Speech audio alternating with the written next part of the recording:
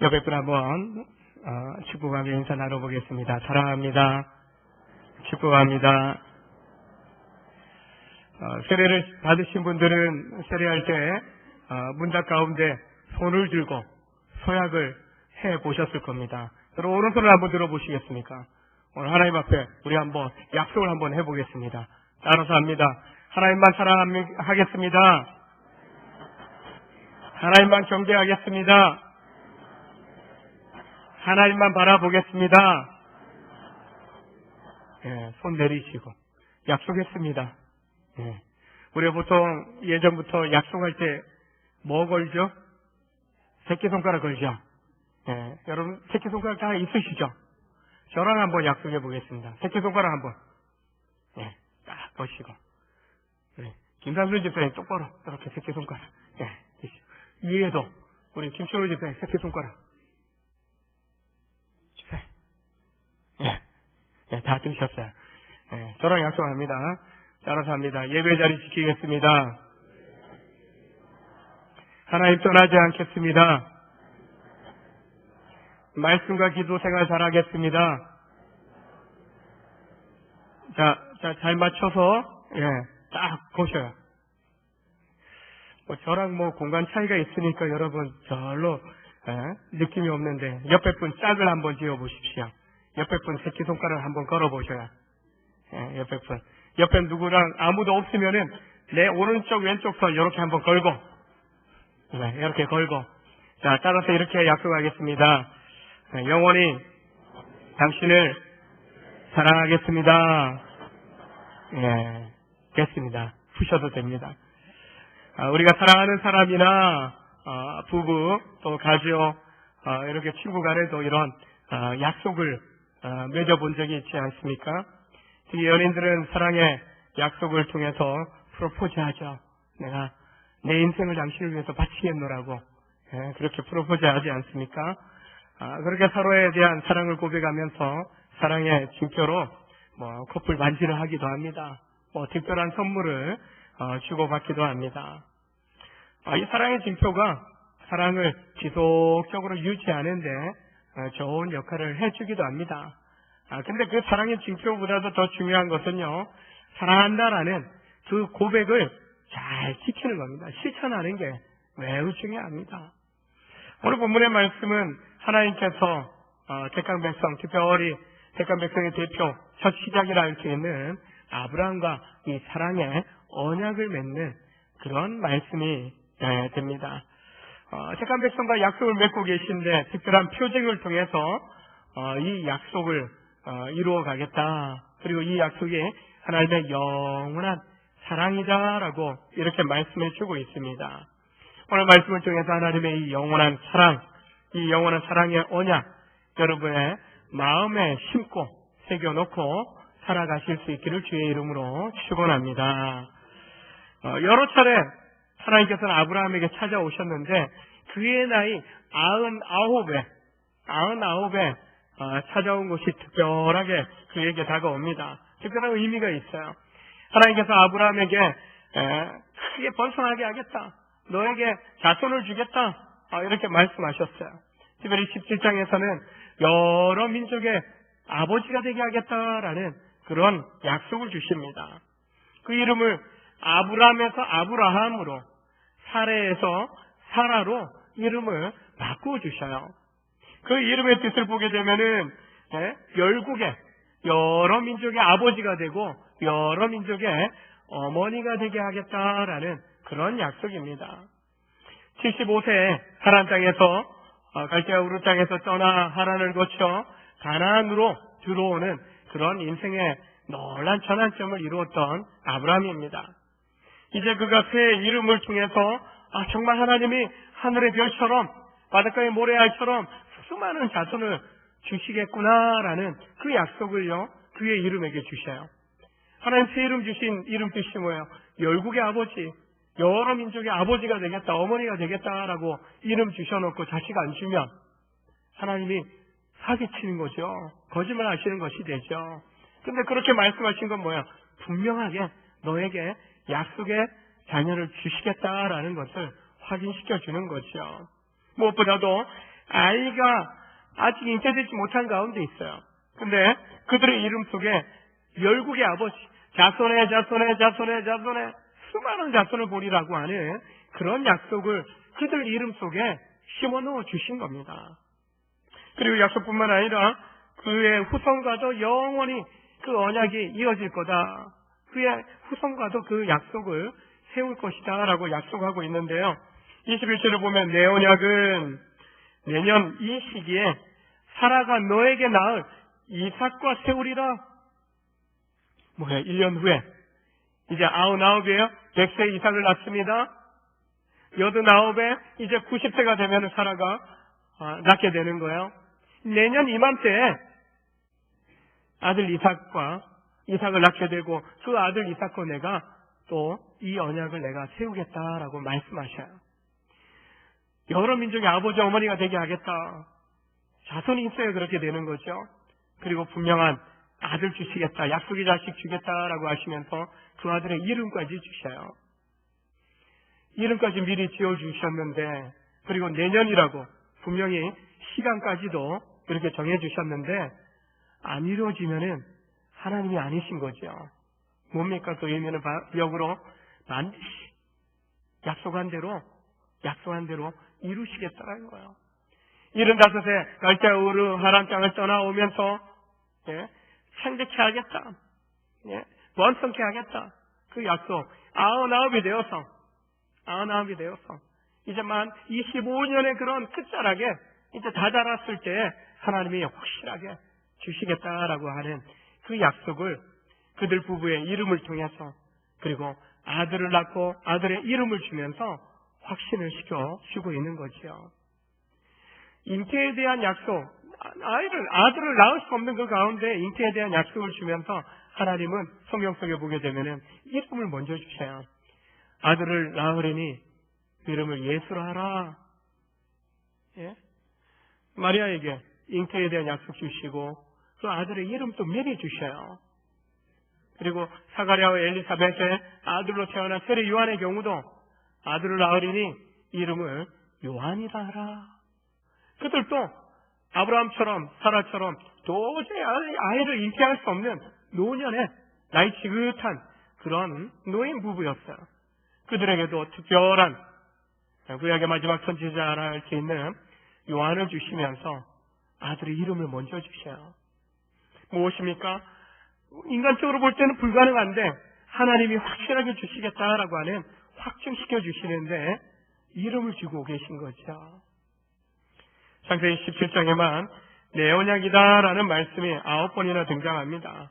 하나님은 내 언약은 영원한 언약이라. 내 언약은 영원하다. 내가 영원히 너와 너의 자손과 함께할 하나님이시다라고 말씀합니다. 바로 아브라함과 언약을 맺으신 그 하나님이 그래서 예수 안에서 우리 가운데 찾아오셨고 우리와도 예수님을 통해서 영원한 언약을 맺어주신 줄로 믿으시길 바랍니다.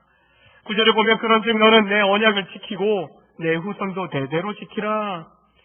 내 언약은 영원한 언약이라고 하시면서 하나님은 약속하신 것을 반드시 내가 이루겠다. 신실하신 그 하나님은 반드시 그 약속을 지키겠다고 말씀합니다. 그리고 이제 그 언약적인 책임을, 언약을 같이 맺고 있는 언약의 대상인 아브라함에게 이제 나는 지킬 거고, 이제 그 약속의 그 보증, 너가 지킬 것에 대한 보증, 이제 아브라함에게 너가 이제 그 책임에 대하여 감당해라. 그렇게 그 약속의 책임을 이전시키고 있는 거죠. 그 약속을 지킬 자로서 너가 반드시 책임지고 이 약속을 이 약속에 대해서 순종해야 된다라고 말씀하는 겁니다. 이 9절의 말씀을 이렇게 한번 저는 묵상해 봤는데요. 하나님께서 말씀하시는 내 언약, 이것이 아브라함에게도 내 언약으로 받아들여지고 있다는 거죠. 또 다른 누군가의 언약이 아니라 아브라함 자신의 언약으로 하나님과, 전능하신 하나님과 맺은 나의 언약으로 받아들이고 있다는 것입니다. 아브라함과 더불어 그의 후손에게도 대대로 그들이 하나님과 아브라함 맺은 언약이지만 그의 후손들에게도 뭐예요? 나의 언약, 내 언약으로 그들이 받아들이게 되는 거죠. 동일하게 우리도 믿음 안에서 의롭게 된 성도로서 하나님의 내 언약이 바로 믿는 우리의 내 언약으로 받아들여야 하는 것입니다. 따라서 합니다. 내 언약입니다. 하나님이 내 언약이라고 하셨던 그 언약, 바로 우리에게도요, 동일한 언약으로 받아들여져야 하는 것입니다. 바로 내 언약이 되어야 하나님 약속 안에 담긴 영원한 사랑을요, 그 약속들을, 언약들을 하나하나 이루어 가시는 것을 우리의 인생 속에서 경험할 수 있게 되는 것입니다. 그렇다면 아브라함과 그의 후손들이 지키고 순종해야 될 내 언약의 내용이 무엇인가? 10절을 보면요, 너희 중 남자는 다 할례를 받으라. 이것이 내 언약이니라. 무슨 말입니까? 11절을 보면요, 너희는 포피를 베어라. 이것이 언약의 표징이니라. 히브리어로 할례를 행한다라는 몰입니다. 몰. 히브리어로. 그리고 명사 할례는 몰라입니다. 따라서 하겠습니다. 몰라. 네. 뭘 몰라요, 잘. 우리가. 이제 좀 알아야 돼요. 예. 자, 할례를 행한다. 이 할례는 남자아이가 태어나면은 한 8일 만에 생식기의 그 포피를 끊어내는 의식이었습니다. 요즘 치면은 우리 남자아이들 포경수술 하는 것과 비슷하다라고 보시면 됩니다. 당시 고대 근동 지방의 여러 민족들이 성년식으로 이 의식을 치른 것을 보게 돼요. 그런데 다른 민족하고 이스라엘 백성들하고 좀 차이가 있다면 그들은 뭐 성년식 정도 그렇게 의식으로 치렀지만 이스라엘 백성에게 있어서의 이 할례는요, 거룩하신 하나님과의 그 언약을 맺고 언약 백성으로 새로운 신분을 갖는, 하나님의 소유된 백성으로 새로운 신분을 갖는 그런 특별한 예식이었다는 겁니다. 할례의 의미는 빙 돌려서 자른다요. 포피를 잘라내요.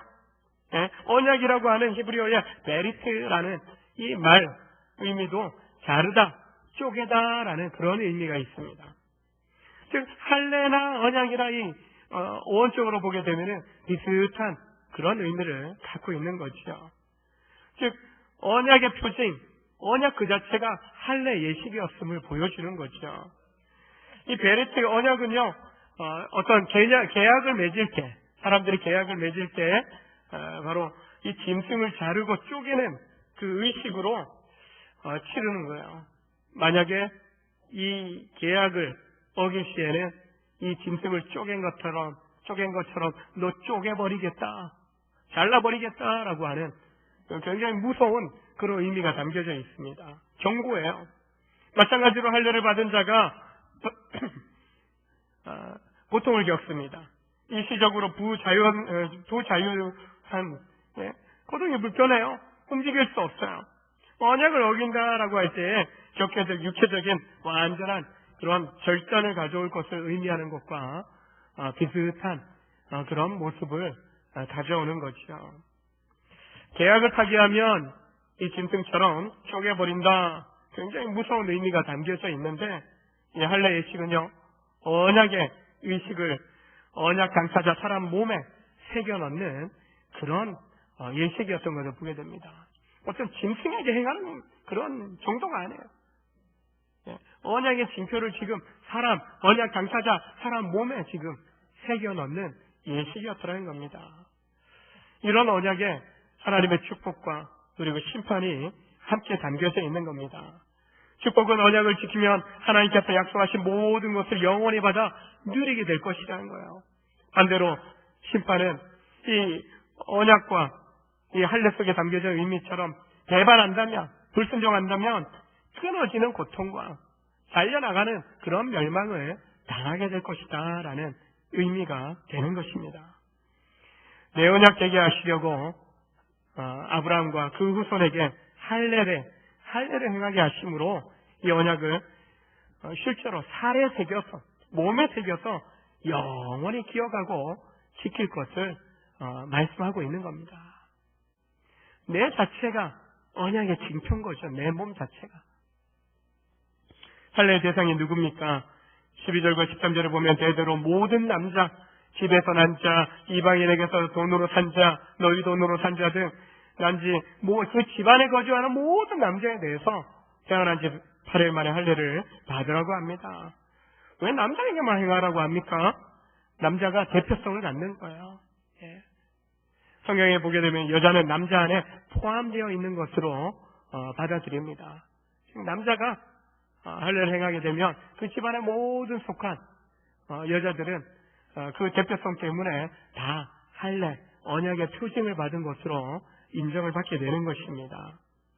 또한 모든 남자에게 행한 것은요, 종들, 데려온 이방인들, 이 믿음의 가정에 속한 모든 남자들에게 행할 수 있다고 합니다. 언약의 보편성에 대해서 보여줍니다. 누구든지 할례 예식을 통해서 언약 백성을 인정받을 수 있는 거예요. 근데 우리가 좀 주의해야 될 것은요, 할례 받았다고 할례 의식 그 자체가 구원의 조건이 되는 것은 아닙니다.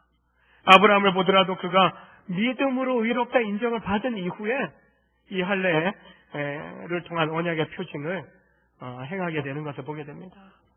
그의 믿음을 확인하신 이후에 드디어 하나님께서 그와 특별한 언약을 맺으시고 영원한 언약을 맺으시고 그에게 그 언약의 징표를 몸에 그의 자손들에게 새겨넣는 그런 예식을 행하게 하신 겁니다.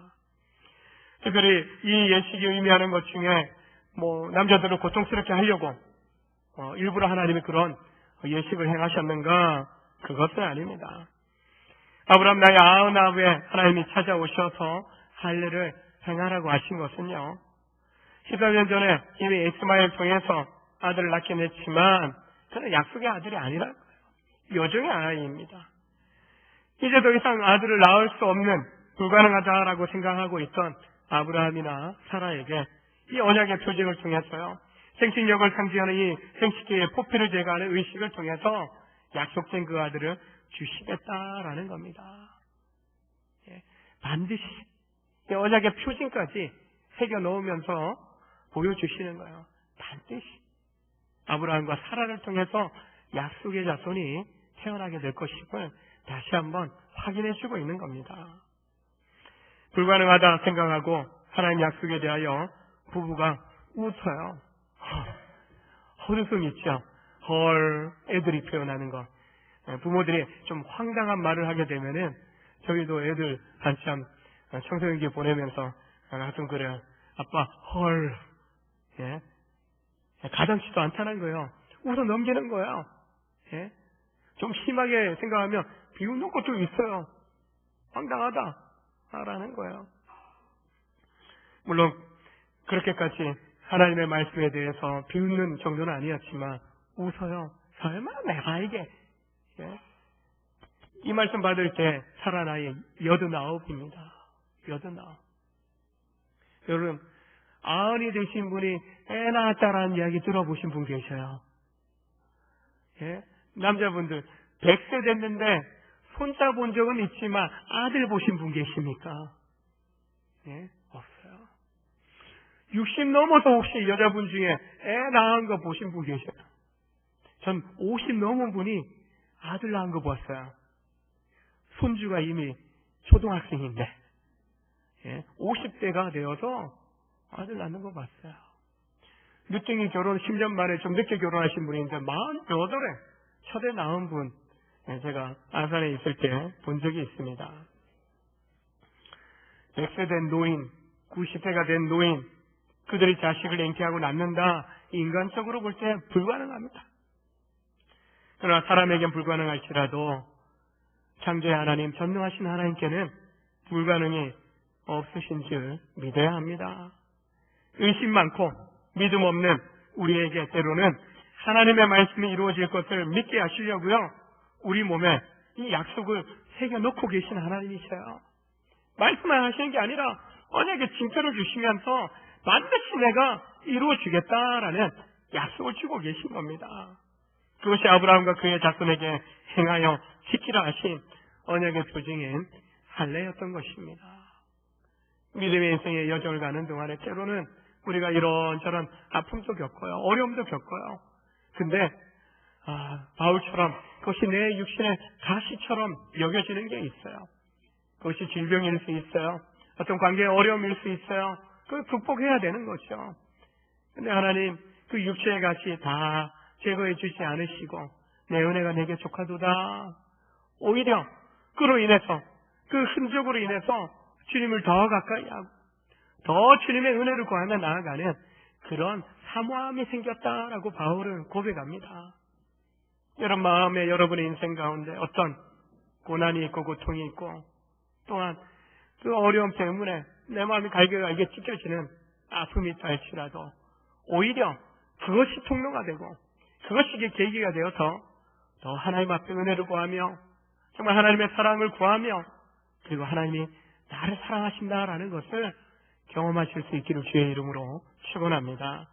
실제로 하나님은요 버려두지 않으셔요. 왜 살을 찢는 그런 고통을 그 몸에 새겨 넣은 척까지 언약을 주십니까? 짐승을 잡아서 짐승으로 대신하면 되지.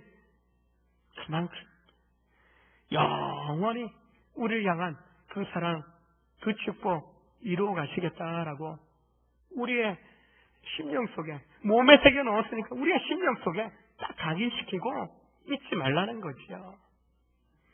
13절에 내 언약이 너희 살에 있어 영원한 언약이 되리라고 또 이어서 말씀하지 않습니까? 내 언약이 너희의 살에 몸에 있어 영원한 언약이 되리라. 이건 이렇게 말할 수 있습니다.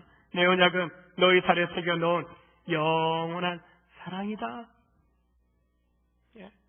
영원한 사랑. 언약의 징표는요 사랑의 징표라는 거예요.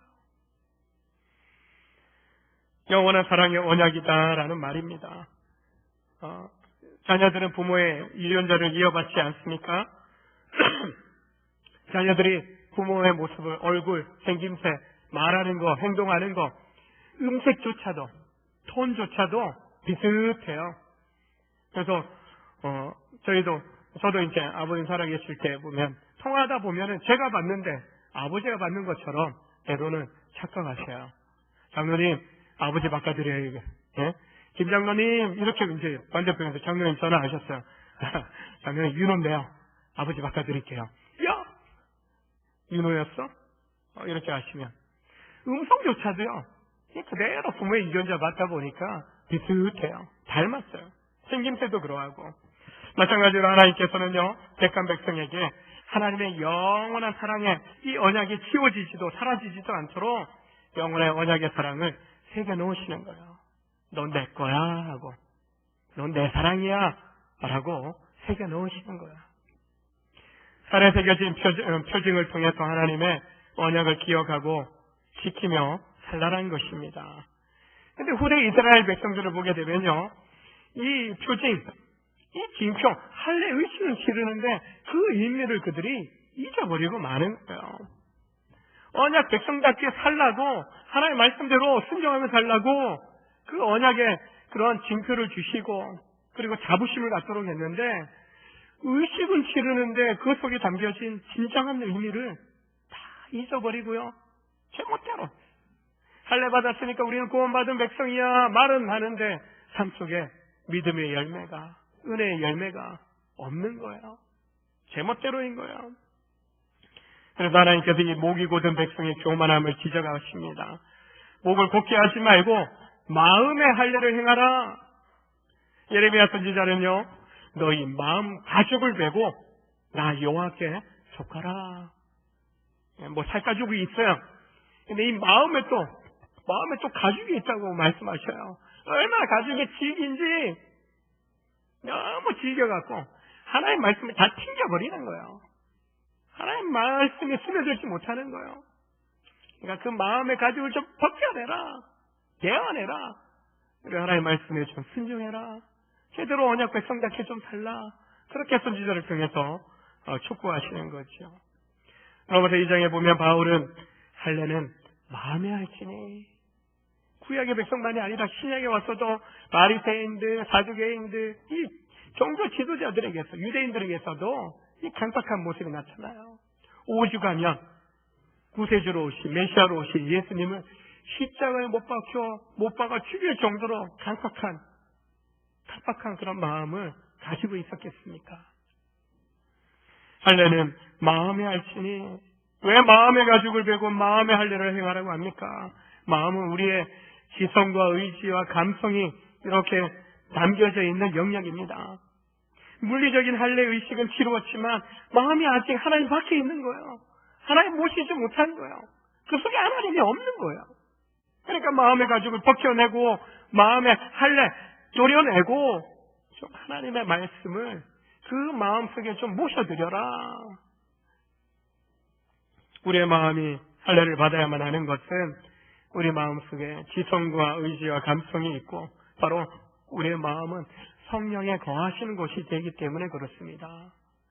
우리 마음의 할례를 받아야 우리 마음이 편안해지고 부드러워져야 하나님의 말씀을 받고 하나님의 영신 성령이 우리 안에 거하시며 말씀을 깨닫게 하시고 하나님의 권능을 힘있게 하시고 순종할 수 있는 능력을 주시고 복음을 전할 때에도 또 인생을 살아갈 때에도 능력 있게 살게 하신다는 거죠.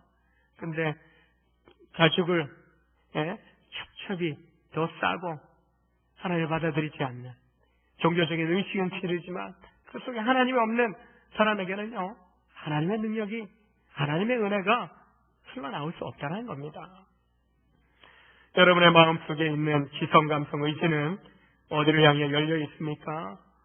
누구를 향해 열려 있고 무엇에 반응하고 있습니까? 여러분 마음속에 있는 지성과 감성, 의지가 하나님의 영원한 사랑의 언약에 열려 있고 그 언약의 말씀에 반응하는 그런 삶을 사시길 주의 이름으로 축원합니다. 예수 믿고 그 이름으로 세례받은 성도는 할례가 상징하는 더러움에서 깨끗함을 받는 그 경험을 하게 됩니다. 바울 사도는요 구약의 이 할례를 신약에 와서의 세례로 연결을 합니다. 구약의 언약 백성들은 언약의 표징으로 할례를 행했지만 몸에 살을 베어내는 살에 새겨넣는 그런 언약의 표징을 받았지만 신약의 백성들은요 예수 그리스도의 그 보혈 십자가의 죄사함의 그 능력에 힘입어 믿음으로 말미암아 세례만 받아도 세례를 통해서 깨끗하게 되는 너는 내 거다라고 하는 하나님의 언약 백성으로 천국 백성으로 새 사람이 되었다라고 말씀하고 있는 겁니다. 바로 그리스도 안에서 세례받은 성도가 성령의 인치심을 받고 영원한 사랑을 그 심령 속에 새롭게 받아 새 사람이 되었다라고 말하고 있는 거죠. 바울은요 자신에 대해서도 내가 예수의 흔적을 지녔다라고 고백합니다. 세례를 이야기하기도 합니다. 그게 또 신앙의 간증의 한 영역의 육체의 가시에 대한 부분이기도 합니다. 즉 할례의 표징보다도 그리스도 안에서 이제 예수님 오신 이후로는요 예수의 흔적, 영원한 사랑의 언약 우리가 예수 믿음으로 받게 되었다는 거예요. 할례로 행한 우리 몸에 행한 그 흔적보다도요 독생하신 아들인 예수 그리스도를 통해서 십자가를 통하여 정말 계속의 죽음을 이제 치르신 예수님의 그 십자가보다 더 놀라운 언약의 표징은 없다는 겁니다. 그 십자가를 통해서 우리는 다 죄사함을 받고요 천국 백성 되는 은혜의 길을 가고 있다는 것입니다. 예수의 흔적, 예수님을 통한 십자가의 영원한 사랑의 언약, 믿음으로 또 세례받음으로 우리 모두가 받은 줄로 믿으시길 바랍니다. 사람들이 주고받는 사랑과 이 약속의 유효기간은 길어야 100년입니다. 100년 안팎으로 우리가 다 육신의 삶을 땡하고 종을 쳐야 됩니다. 마쳐야 됩니다. 그러나 하나님의 이 언약의 유효기간은요 오늘 말씀에도 나오지만 영원한 언약입니다. 우리를 향하신 하나님의 이 약속은요 영원합니다. 바로 우리는 하나님 만남으로 영원한 사랑을 약속받은 겁니다. 하나님의 내 언약을 내 살에 새겨진 영원한 사랑의 언약으로 우리는 예수님을 통해서 받을 수 있는 겁니다. 물론 영원한 사랑 약속받았지만 연약함으로 또 여전한 죄성으로 넘어지고 흔들릴 때가 있음을 보게 됩니다. 그러나 이제 좀 달라져야 됩니다. 정말 새로워져야 됩니다. 또 구약의 백성들이 얻었던 언약의 표징 할례 정도가 아니라 독생자 아들을 십자가에 내어주시는 그 영원한 그 보혈의 사랑, 그걸 징표로 삼아 주셨는데, 그 놀라운 징표를 가지고 있는데, 그 약속을 받았는데 우리가 흔들려서는 안 된다는 거죠. 그리고 세상 끝날까지 내가 너희와 함께 하리라. 우리 마음속에 성령을 또한 거하시도록 우리에게 보내주셨다라는 거예요. 그런 약속받고 살아가는 성도로서 결코 더 이상 과거로 돌이키는 인생이 아니라, 또한 세상의 어려운 가운데 흔들린 인생이 아니라, 오히려 나를 그렇게 인치신, 나를 그렇게 인정해 주신 그 사랑 안에서 내 안에 있는 염려, 근심, 걱정, 두려움들 다 내려놓고 맡겨드리라 할 때 내가 친히 돌봐주겠다 하신 그 약속의 말씀을 믿고 우리 인생의 남날 동안에 어떤 인생의 어둠 그리고 염려, 근심되는 상황 속에 놓인다 할지라도 그 순간에도, 그 가운데에도 나와 함께 하시고 내 안에 성령으로 충만하게 임하셔서 돌봐주시는, 헤쳐나갈 능력 주시는, 그리고 우리의 간구한 가운데 응답하시는 그 하나님, 영원한 사랑의 언약으로 내게 다가오신 하나님이신 줄 믿고 그 약속 붙잡고 그 놀라우신 하나님의 은혜를 바라보면서 살아감으로 용기 있게, 또 세상의 사람들에게 용기 주는, 믿음 주는 그런 삶을 살아가는 복된 우리 온정의 모든 성도들 되시길 주의 이름으로 축원합니다. 기도하시겠습니다. 하나님 아버지 감사합니다. 영원한 사랑으로 우리에게 다가오시어 영원한 사랑의 언약을 통하여 너는 내 것이다 주의 백성 삼아주시고 그 약속이 우리 자신뿐